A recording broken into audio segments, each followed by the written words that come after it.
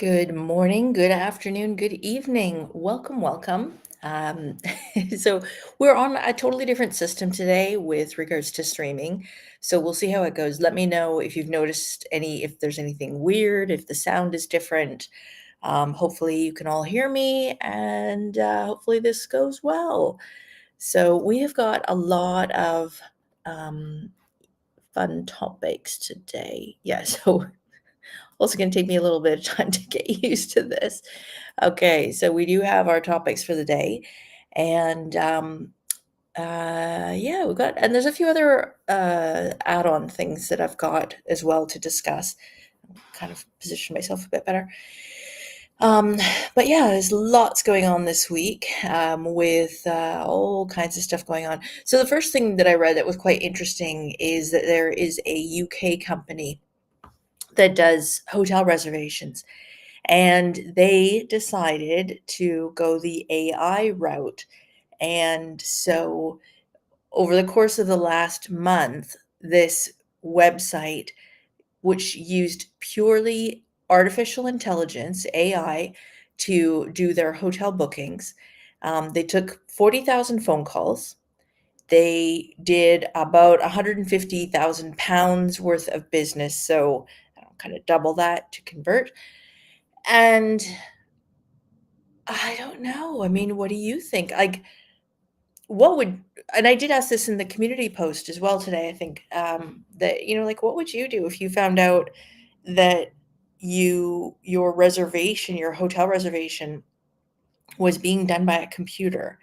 Um, Especially if something turns out to be wrong. I would not only expect, but I would demand to be fully reimbursed for that as well as for any additional costs that I might have incurred because of it. I don't know. Wasn't too thrilled about that. Um, Now, that being said, one thing I wanted to bring up as well with artificial intelligence, because apparently one of the reasons why they thought this was such a successful project was because, and this I should have said to start with, this was specifically done in the UK. So if you live in North America, this almost certainly wouldn't have affected you. But for the UK, it was hotelbookings.com, hotelplanner.com, is who were basically using robots to answer the calls. Um, but apparently the voices sounded very realistic and authentic. And so that brings me to my next topic, which is that there's a lot of scammers out there. Always has been, always will be. And so, should you implement a safe word? So, for example, somebody calls you and says, "Hey, it's your spouse, whatever." And they're like, "Oh, something's happened. I was in a car accident, whatever." And, perhaps they're out of town anyways. And, maybe these scammers know that for whatever reason. So case in point, like let's say I go on this cruise in January and my husband's still here and he gets a phone call and it sounds like me and I'm saying, "Hey, I've run into some problems or I need some money. Can you go to such and such and can you send me some money or whatever?" Well, it might sound legitimate, but it might just be somebody using artificial intelligence to scam me. And so I know some friends of mine have also done this where they've set up a code word between them. And I mean, alternatively, instead of trying to remember yet another password, it could also be as simple as a memory that that you haven't necessarily shared on social media. Or even like, what's the first movie that you ever went to together? Or where did you go for your first date? That kind of thing. It's got to be something that for sure that only your spouse would know. Um, and something that they'll remember. So maybe the significant event of your first date is something that's been long forgotten by them. But nonetheless, it's a good idea, um, whether you're worried about artificial intelligence or not, but just to always have like a safe word or a code word that you would know for sure would be um, would be the person that you're trying to contact or speak with. So I don't know. It's worth discussing and setting it up for sure, I think. Okay. Carnival has recently announced that their Wi-Fi prices are going, well, they haven't necessarily announced it, but their Wi-Fi prices are going up a lot. Oh, let me know if this is all going well. Can you hear me? Is the video okay? Is the audio okay? I'm curious. We've got there's a few people watching, but I don't see any comments. And normally y'all are quite chatty in the mornings. So, yeah, let me know if it's all going well or not. And if you haven't done so already, go ahead and hit that like button, because that is always a help to the channel. Oh, I've done something interesting. Okay, got rid of. There we go. Okay. It's going to take a little getting used to, but it is a fraction of the price of the other streaming system that I was using. So I'm going to stick with it probably. Okay, so Carnival, what they have done, so if you buy your Wi-Fi on board the ship, you can buy it ahead of time. It's always going to be less if you buy it ahead of time. And that's pretty much the same with anything.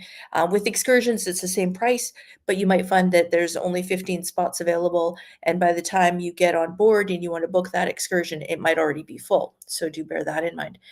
Tammy said, oh, sounds good. Fuzzy background. Yeah, that's this. Well, that's my new computer that, yeah, that should change it so it's not so fuzzy. Yeah, on the computer, I can control how the camera works, if it's more like got an f-stop and more cinematic view or not. But thanks for the feedback. Appreciate it. Oh, and oh, sorry, that was Tammy. There we go. Yeah. Okay, and Jules is saying, can hear me and see me just fine. Okay, good. Thank you very much. All right. So, oh, actually, I kind of like that. It keeps everything on there. Oh, interesting.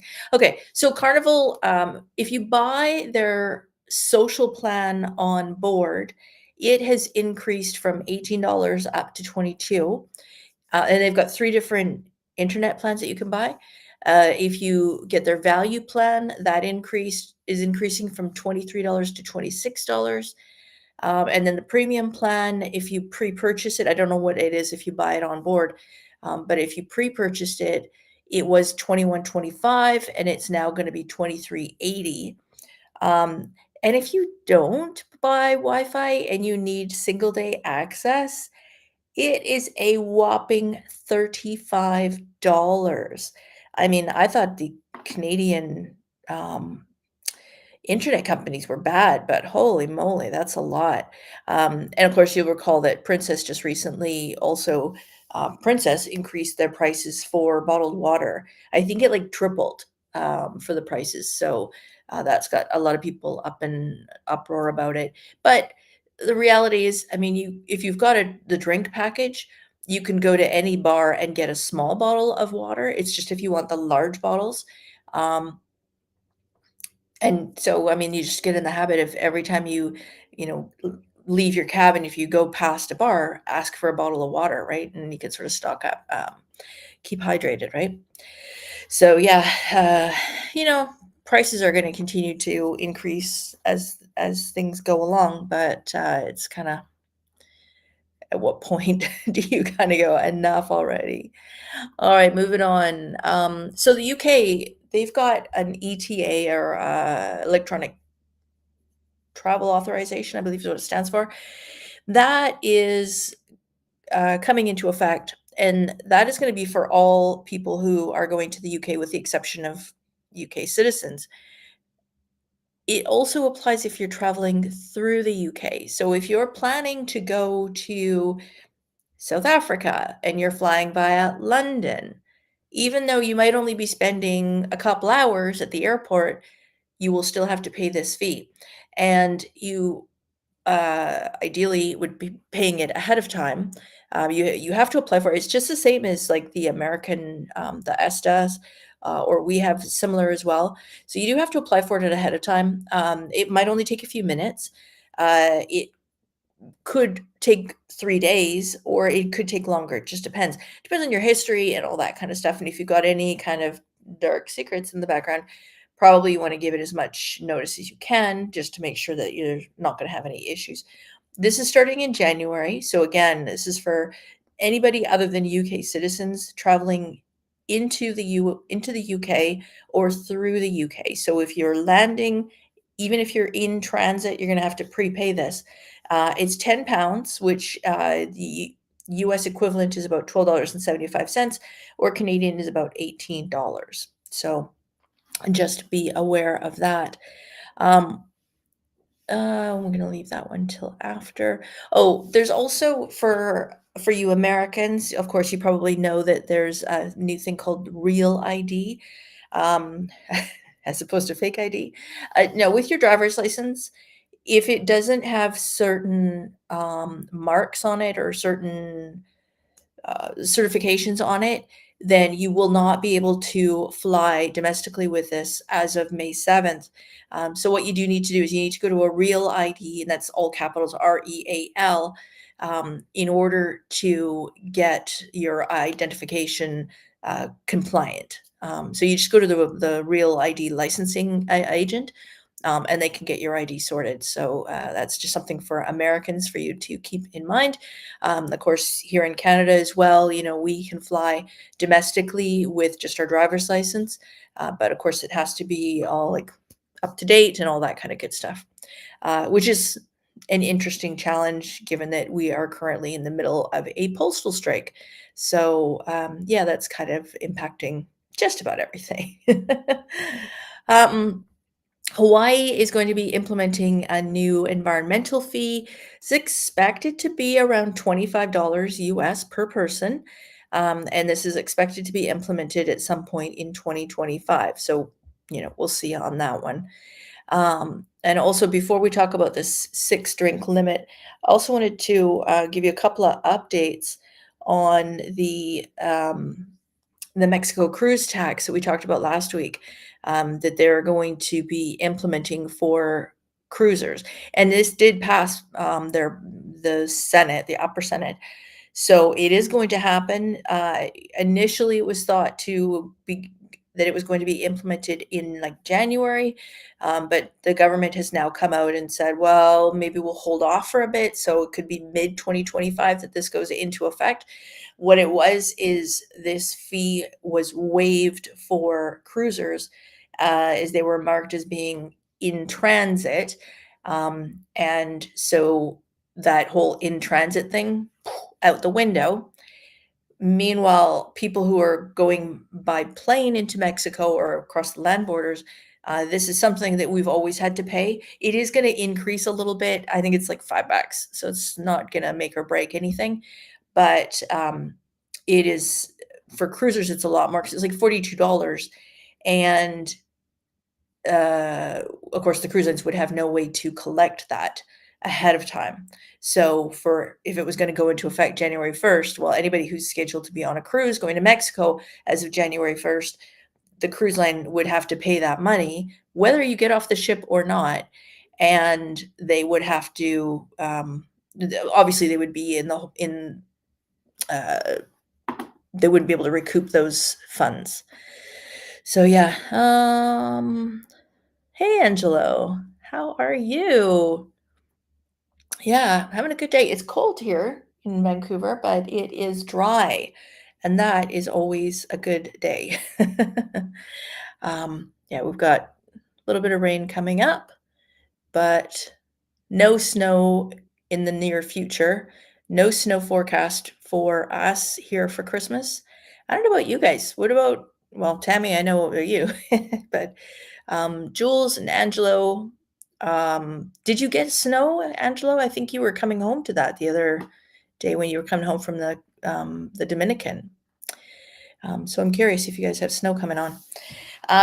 Also wanted to touch base also on this pineapple thing. I've seen a couple of the other YouTube videos where people are talking about this and how, you know, Carnival Cruise Lines is saying, oh, they're family, so they're not going to encourage this behavior of the upside down pineapple and swingers and stuff. And one YouTuber was saying how, oh, some people buy pineapples as a joke, and like stickers, obviously, or magnets, and they'll put them on people's doors. And sometimes you'll have teens in a room on their own, or kids, and oh, the horror. And I mean, yeah, I guess, but like, I think as soon as a teenager or a child opened the door, I think that the people seeking out the swingers would understand that all bets are off. Also, seriously, do we think that there's that many swingers on board the ship? And if so, what's the land-based equivalent? Right? I mean, you got the upside down pineapples on the cruise ship doors because they're the doors are metal, so magnets will stick on them without destroying the paint or anything like that. But when you're at a resort, the doors are generally like wood. So ain't no magnet gonna stick to that. Oh, did you get a few small flurries? Oh, that's good. No shoveling the snow. Nothing like coming back from a beach vacation and having to shovel your sidewalk or your driveway, right? Um, yeah, this whole pineapple swinger thing is kind of got me confused. Like, I'd never even heard of it until a few years ago. Um, And I mean, now it's kind of a joke, like, it's like going on the cruise ships, and I'm looking at every door, I'm looking for the pineapples, not because 'cause I'm looking for pineapples, but I'm just curious, like, are there any? Maybe people only put them out at a certain time, like, maybe they only put them out at night and put them on their doors, I don't know.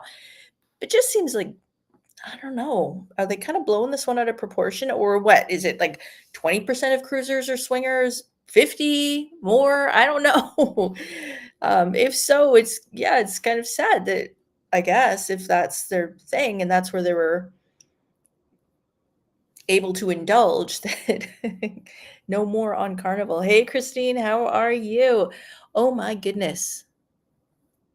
We must be like, I forget when you're going. I don't have it in front of me. Yeah, you must be like within a matter of sleeps away from going down to Cancun. Exciting. Angelo is saying cold there. Countdown for Vegas next month. Yeah. Well, I don't know. Should you bring a sticker? That's up to you. Um, it would, yeah, I've never seen that at a hotel, that's for sure. Oh, this Friday. Oh, exciting. Oh, nice. Yeah, I'm excited to hear what you think of the resort. Yeah, interesting. So, yeah, I mean, if you are aware of some new um, land-based version of this upside down pineapple situation, I am curious. I mean, I suppose I could also just Google it, but I haven't heard of anything, so it's kind of I'm curious. Okay, so where do we go here? Then we'll go on to our final topic of the day. And what's Christine saying? Oh, this is not heated.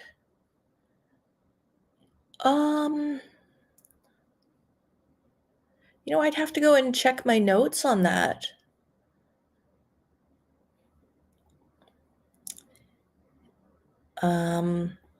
Interesting. Yeah, I would have to go back and take a look at my notes to see what the hotel has stated, because that would be, the be all end all. And like I said, I thought that somebody had said that they just asked them to turn the heat up and that they did. So, I don't know. But I mean, also, in a lot of those Facebook groups, there's a lot of people who will tell you definitively that things are one way and they're just kind of guessing.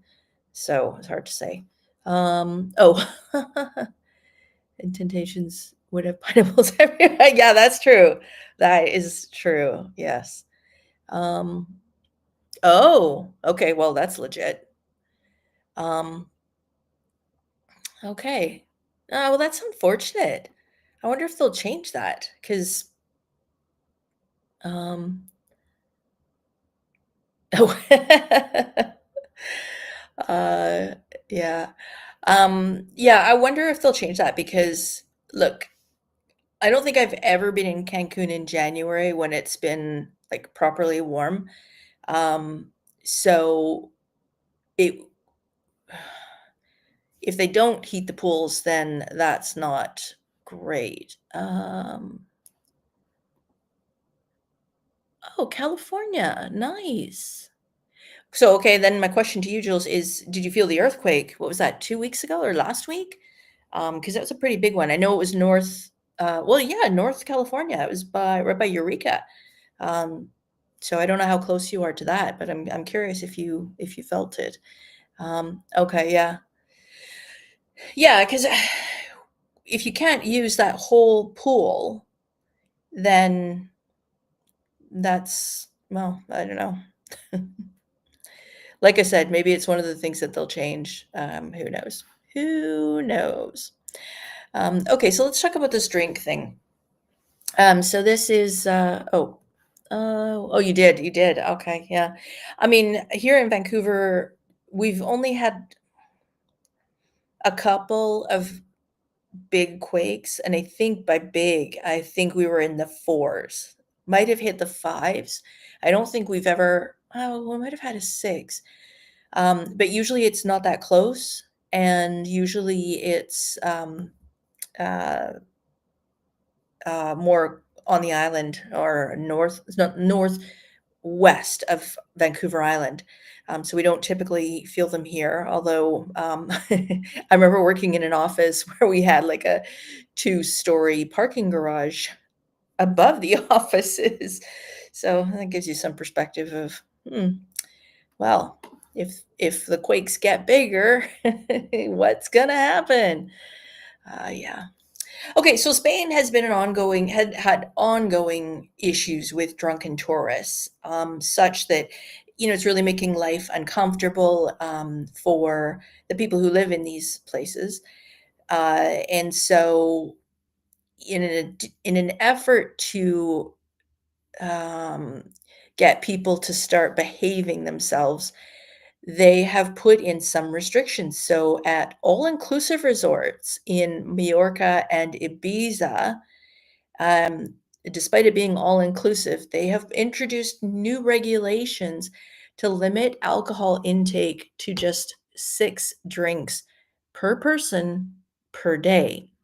Um, and not only that, but they've gone a step further in saying you're allowed 3 drinks with lunch and 3 drinks with dinner, which even, like, 3 drinks with lunch, that seems like a lot, unless you're just gonna sit there for hours and hours and hours. Um, Dinner, maybe a little bit easier to get to, but yeah, I don't know, like, oh, yeah, that's right, tsunami warning. Yeah, yeah, yeah, exactly. Yeah, because it was only, like, half a mile deep was the epicenter, so I'm sure it would have been felt far and wide for sure. Oh, Tammy has no words. Oh, it's an emoji, and it's weird, it didn't show up initially. Um, yeah, I would not be going to those places in Spain, where they've got these restrictions, and, I'm not a big person for crowds anyways, but I would probably want to go during, the shoulder seasons when it's still warm, but it's not, like, crazy hot, and also, I would not be going to a place where they're gonna put restrictions on drinks. I mean, eh, like, so what? You're mid-afternoon, it's 3 o'clock, 4 o'clock, you're not eating dinner yet, but you fancy a beer or a, pina colada or whatever. No, not allowed. I don't know. Seems like there would be very little value for money on that one. It's kinda like saying, "Hey, we've got lots of ice cream and cookies," but you're only allowed to look at it, or you're only allowed to have some every other day. Like, and I get it, you're not going to get stupid off of ice cream, but still, it seems like, yeah, Ibiza is one of the, yeah, Ibiza and Majorca. And yeah, I mean, these are places that specifically where the tourists, like, bring them in, like, say boatloads, but planefuls, and they're there to party. So it's oh, oh, interesting. Okay, so Secrets Playa Blanca stopped serving shots. Well, you know what? They stopped doing shots at Hyatt Vivid for a while. And again, it's just you get a couple of stupid people or people who make bad decisions um, after being overserved. Um, so yeah, and that was Angela, that was the first time when we were there. Um, I think it was right after that. And I think it was right after there was that group who had gone, everybody was really enjoying the rooftop pool and sitting there and watching the sunsets. And it was kind of, they had music playing, but it was kind of more like relaxing sunset kind of music. And then I remember there was somebody who posted in one of the Facebook groups and said, "This place is awful. It's dead. It's just like a morgue. It's like, or a funeral home. It's like there's nothing going on." And then next thing you know, they brought their boom box or whatever up to the rooftop, and there was a group that they were playing really loud music, and it, just took any serenity out of the whole situation was gone. And they were doing drinks and drinks and drinks and drinks and drinks and lots of shots. And then after that, people were complaining and saying, "Hey, I went to one of the bars, I couldn't get a shot. I went to this bar, I couldn't get a shot."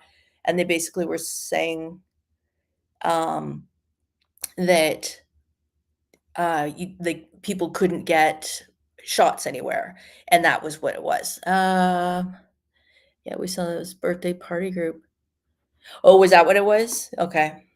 Yeah. And look, from a liability perspective, the hotels are going to do that kind of thing. Like, they're just going to say, "Hey, we got to protect ourselves." I mean, imagine, people get stupid and then they start sitting on the edge of an infinity pool. Now, the rooftop infinity pool does have a double protective layer because there's the gully sort of for the water to go in, and then there's a secondary one. But, imagine people start getting drunk and they're walking around in those areas. Like, that's just an accident waiting to happen. So, yeah. So they declined to. Oh, wow. Brought their own alcohol. Oh, dear. Yeah, so, yeah, I did hear about it. I think they got there right before I left or something, so it was interesting to see it all unfold. But, yeah, I mean, like I said, it's, just a liability issue that the hotel's not going to they're not gonna set themselves up for somebody to get injured, whether it's because the hotel I say overserved, and I say that somewhat jokingly because, the bartenders can sorta tell how you're doing alcohol-wise, but sometimes you just reach the cliff and um, depends how much people have eaten during the day, depends how much sun exposure they've had, a lot of different factors come into play here, and so that can affect how drunk people get. Um, but yeah, I totally get it. I totally get them saying, "No, we're not gonna do that anymore." But by virtue of that, then they should probably also stop serving martinis. I think generally speaking, they know, especially if you've been there for a few days already, the bartenders know which people are going to which people are in it, um, to get wasted, basically. Drink until they're, like, done. Um, Whereas there are other people who might drink all day long, but they're just kind of, they're having, just happy, relaxed time. I guess it's probably the same on planes. Flight attendants, they can usually tell when somebody's a bit on edge, and like that extra drink could make them, they could go angry, as opposed to like me, I would just go to sleep. So never any concern with me. But yeah. So yeah, that's definitely interesting one there. So yeah, I'm guessing Secrets Bla Blanca that that's the same scenario that probably they had a certain group of people that just were carrying on the party too much, too hard, and they had to pull the stops on that one. So it's yeah, interesting. I do know some people that are down in Mexico right now, but they're I think they're in Playa del Carmen instead. So yeah, interesting stuff, that's for sure. Angela, you've got all your buddies that work at Dreams and Secrets Resorts. You could probably get the inside scoop in a heartbeat. Yeah, so that's all I have for you guys for today. There, like a lot of stuff going on, a lot of little things. But I think, just overall, like a lot of little fees are starting to get added. And it's kind of irritating, but it's not major, but it does add up. So it's important to be aware of these, and also specifically any of these things where you have to apply for a visa or an authorization form in order to enter the country. It best just to do it, 3, 4 weeks ahead of when you're arriving, if not even more. Yeah.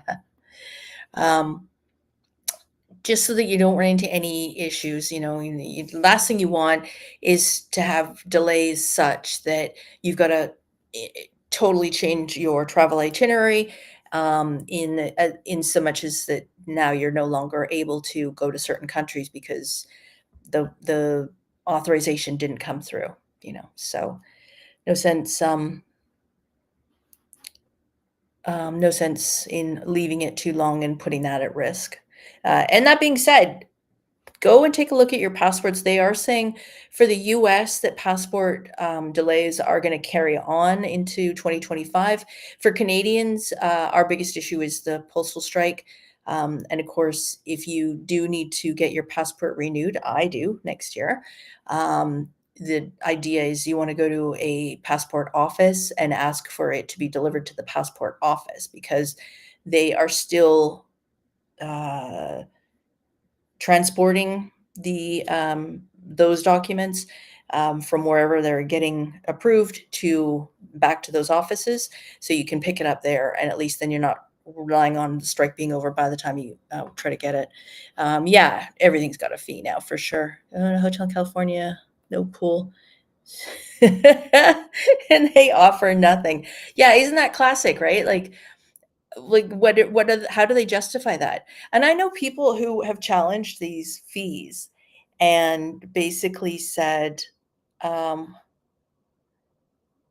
it was trying to pass legislation to remove junk fees. Yeah, yeah, I think that's smart.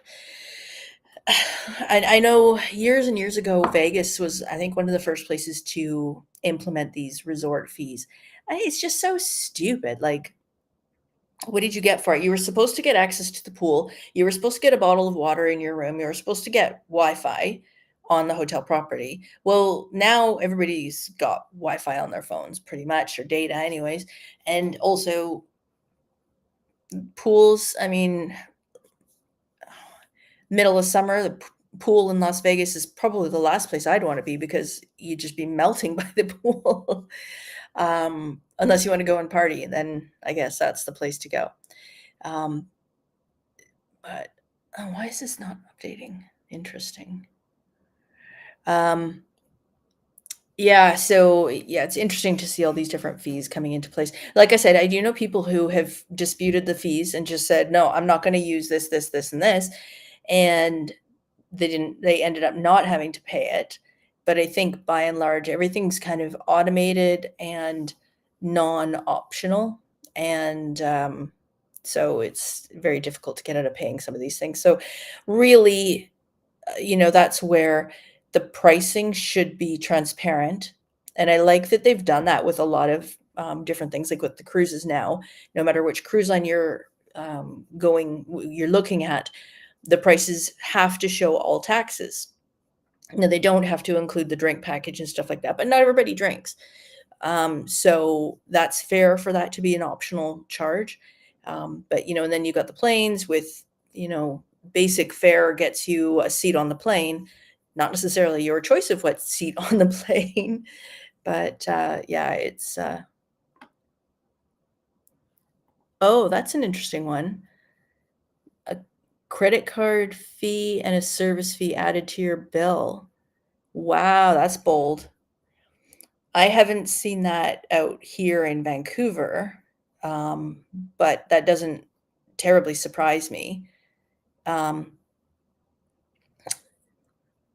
yeah, and I think it's just, they're having to pay a fee, so they're just gonna pass it on. So, yeah. Um, oh, yeah. Yeah, but then again, you're paying more for those fees, so you're earning more points. I guess that's one way to look at it. I don't know. Oh, man. Yeah, it's kinda crazy, but, this is the price of traveling, right? And, well, for when it comes to travel anyways, but, it is what it is, I guess. Alright, well, that's all I have for this week, so hopefully there will be no crazy news for next week, but, we'll see. We're getting closer. We're, what, 2 weeks away from Christmas? Whoa! Are you guys ready for the holidays? Got all your food planned, got all your visiting planned, all your parties planned? I think it's gonna be a pretty quiet one here for me, but, I'm okay with that. And, yeah, but it's always good to see, friends and family and, do a bit of visiting over the holidays and, rack up those Uber charges. No driving. All right, well, thanks very much for tuning in this week. If you haven't already done so, be sure to hit that like button, and, hopefully I hope you have a great week. I hope you have a great weekend, and we will see you here next Wednesday. So thanks for tuning in, and bye for now.